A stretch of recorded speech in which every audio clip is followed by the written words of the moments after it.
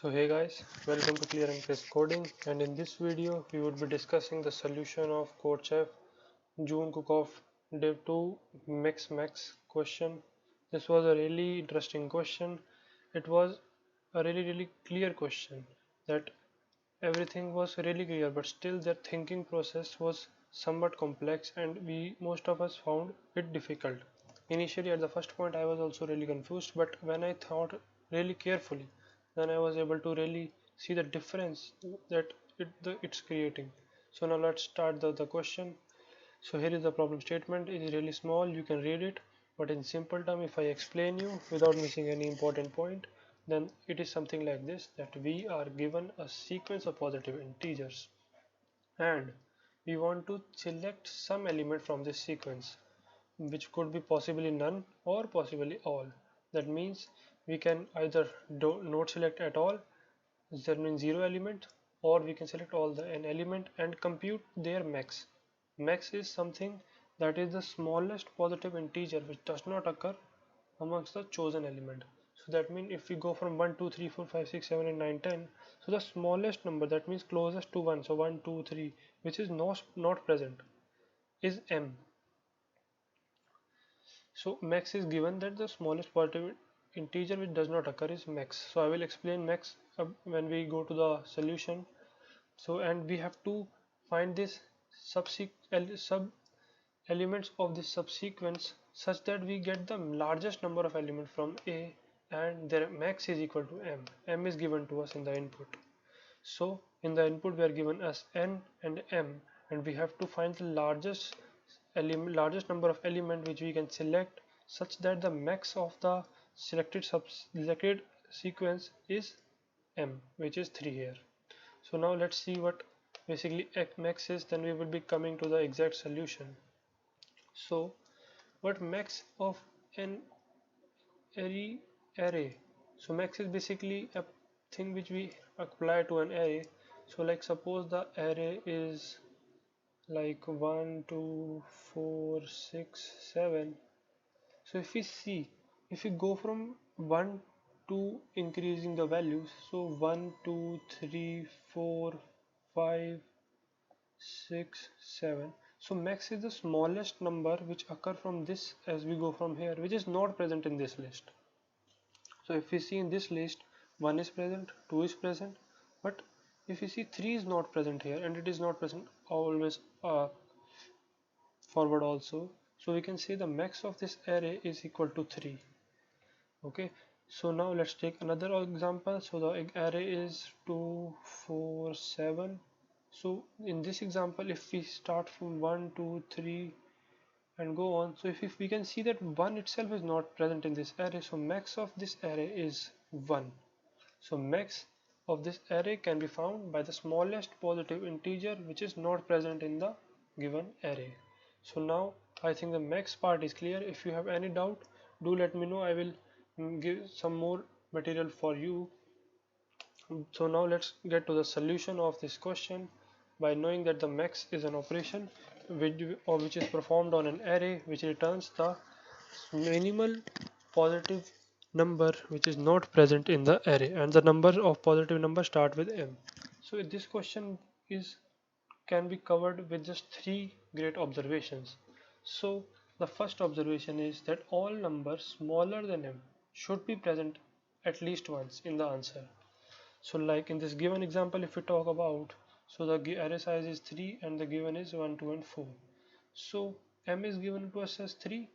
So if we see that for, let's suppose this example itself which we discussed just now, whose max we said was 3. So how did we come to the conclusion that max was 3? So all the elements smaller than this number was already present in the array. That means 1 2 were already present, but 3, this element, was not present. So here we concluded that the max of this array was 3 because all numbers smaller than this was present, but this was not present. So this is property which we have to observe at first to get to the solution. So for 3, if we see that all the numbers smaller than 3 which are positive are 1 2, they are present in this. That means we can make some possible answer. So the answer would definitely include 1 and 2, the elements which we have to select here. If it see that we have to select some element such that their max is m, so the answer would definitely contain 1 and 2. Because suppose if we did not include 2 in this answer, and suppose we also included 4, then the answer, that is the max of this, would be 2. Because if we see from 1 2 3 4, so the first positive number which is not present is 2, so the m should always be in this array. So all numbers smaller than m should be present in the given array, then only we can conclude, and if this is not there, then we can just print -1.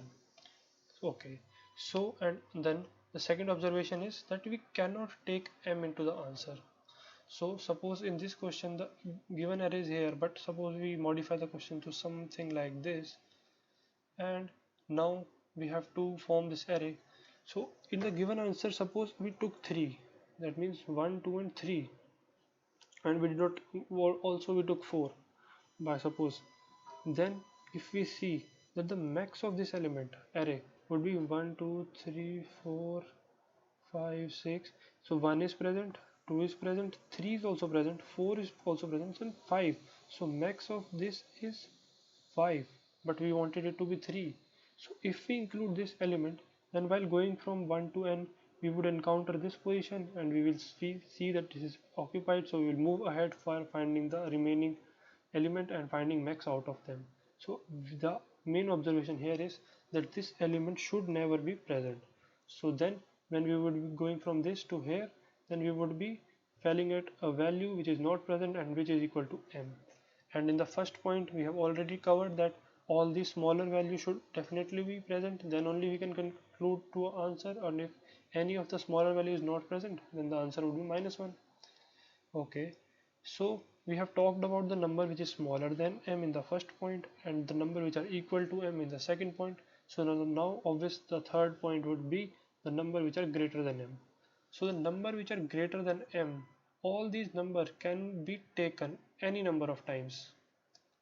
So basically if we see, so what we have done, so the given answer was that, the given question was that m should be, max of this array should be 1.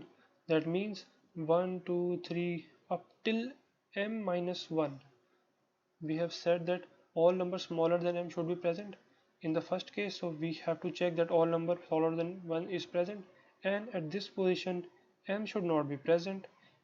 So when we would be going from 1 2 3 4 5 for finding the max, we will be finding 1 2 3 all the number, but if when we will reach here we won't find m, so the max would be m only. And for all these numbers which are greater, we can always include them, because while finding the max we will come from this side and we will be seeing that m itself is not present, so this is the max. So I hope this was clear. So we have talked about the number smaller than m, number equal to m, number greater than m. For smaller than m, all of them should be present, because while calculating we should be only stopping at m which should be not present, and m cannot be taken, and all number of greater than m can be taken, as they won't have any influence while calculating the max. So now let's get to the code of this question. So here is the code, and we will be also discussing the complexity of this problem, because this problem input size was of order 10 to the power 5 and 10 to the power 9. So here I am taking the input and I am sorting the array, because you can see that for finding the max to be equal to m, all these elements should be present. So in this given array from I equal to 1 to m minus 1, I am doing a binary search for each of these elements, and if any of the binary search gave me false, that means any of this element is not present, then I will mark this as 0, and if it is not okay, then I will print -1, as we have done here, that if any of the number smaller than is not present, then the answer would be -1. And if the number is present, then what would be the answer? Then the answer would be the total number of element of the array minus the number of times this m occurred in the array. That means the count of m in the given array. So now let's again do it in a simple way. So m minus 1, and suppose m is present 2, or 3 times, then it's m plus 1 and say m plus 3 or 2. So basically if we see that we cannot include this through these three according to the second observation which we just did, that we cannot take m and we have to take all these smaller values, and for greater value we can take all of them. So the answer would be the total length of the given array minus the count of m's, that means m present in the array. So this is only I am doing here, and I am printing this. So this was the complete solution. And the time complexity, as we discussed, what order of n into binary search is log n, so n log n. So we were able to solve this problem for with the complexity of n log n, and it was accepted.